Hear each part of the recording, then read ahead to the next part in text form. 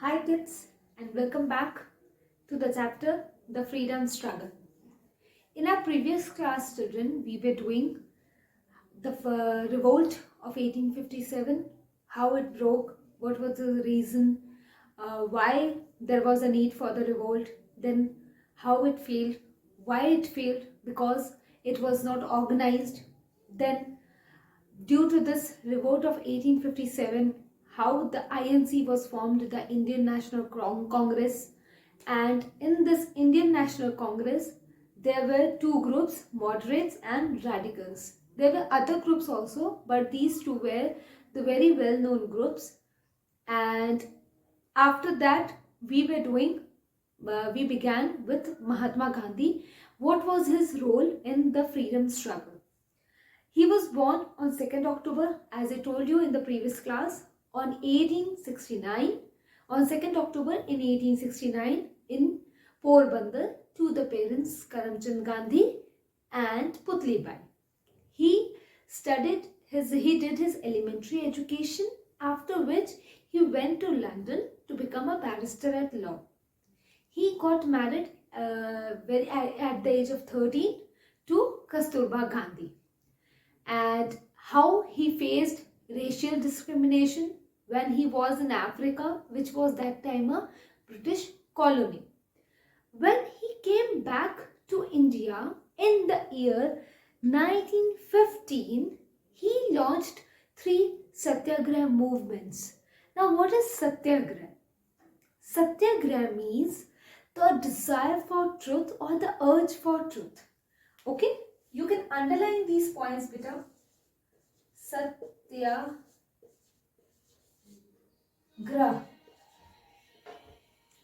Satyagraha movements. Okay? And this means their desire for truth. Okay?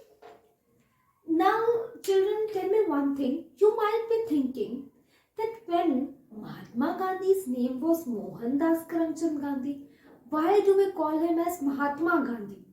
Isn't it? You might be thinking. See, children, Mahatma, what does it mean?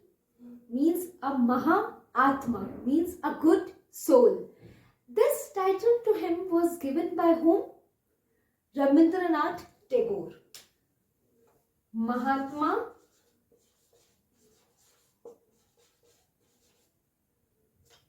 title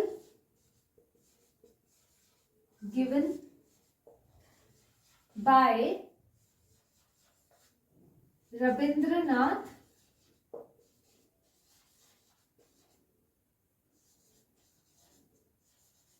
Tagore.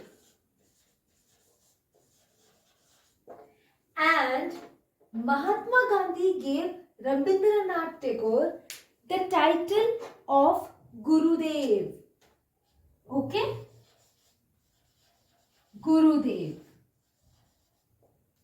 Gurudev, as you can understand, Guru, teacher. Fine.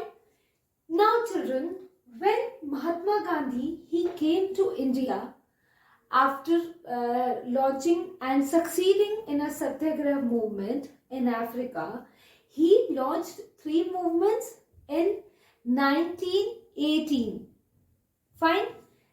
What were those movements?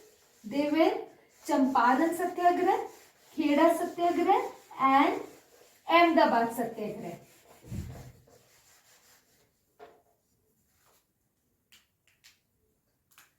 Champaran Satyagraha,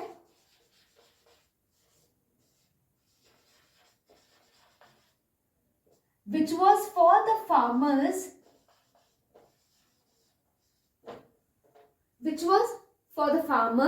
whose lands were taken by the Thekadars and were even charged rent, which was a very tough thing for the farmers at that time. Then he launched a Satyagraha in Kheda, where the main reason was the taxes which were levied on the peasants by the Britishers, and which were a heavy thing for the peasants, because that time there was an epidemic called plague which was spreading, and the people were having shortage of money, and they were not able to pay the taxes. Next, he launched a satyagraha in Ahmedabad,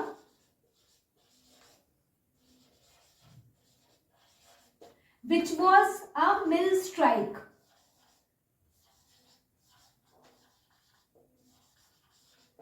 Why? This mill strike was for the hike in the wages of the workers, and on this strike, in this satyagraha, first time Mahatma Gandhi, he went on a hunger strike, and he helped to get the workers successfully. He got the hike. They got their hikes in their wages. Now, next we have Rowlatt Satyagraha. That was also launched by Mahatma Gandhi in the year 1919.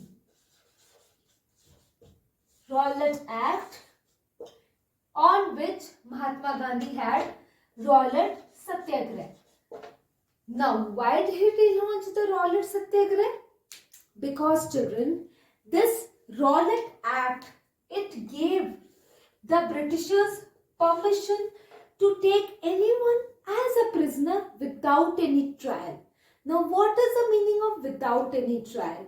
Means without presenting that person in front of the jury, in front of the court. Jury, children, earlier in old times, what happened?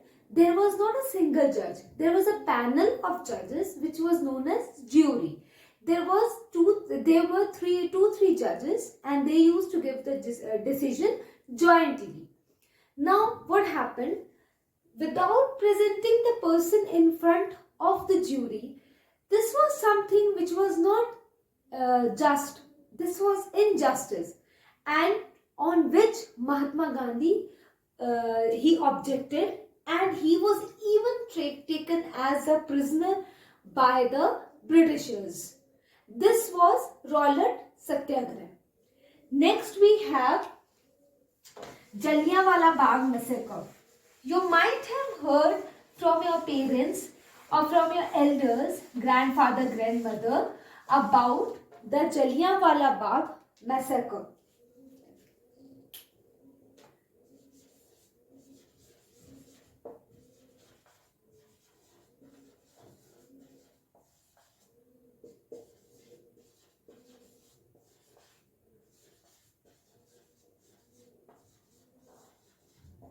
It also happened in the same year, that was 1990.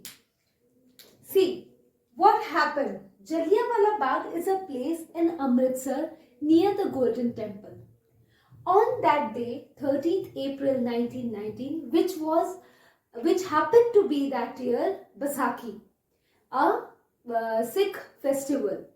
All the people, they gathered there to have an open meeting about or against the Britishers. Someone leaked this information to the Britishers, and they said they had sent General Dyer to the Jallianwala Bagh. And in General Dyer, what he did, he attacked the full mass with his army, or you can say with his troop, because he had few people along with him. He attacked the full mass, and many people were killed. More than hundreds of people were killed, and due to this killing, it outraged the anger in the hearts of the people, because many innocent lives were taken by General Dyer in the Jallianwala Bagh massacre. After that, after many years after the incident of this Jallianwala Bagh, General Dyer, he went back to London, but there was a person who was not able to come up this tragedy of the Jallianwala Bagh. He was continuously being haunted by the screams, the cries of the people who were killed. The small children who cried, because everyone was present there. Men, women, small children who gathered there for the meeting. Now, who was this person? This person was Udham Singh.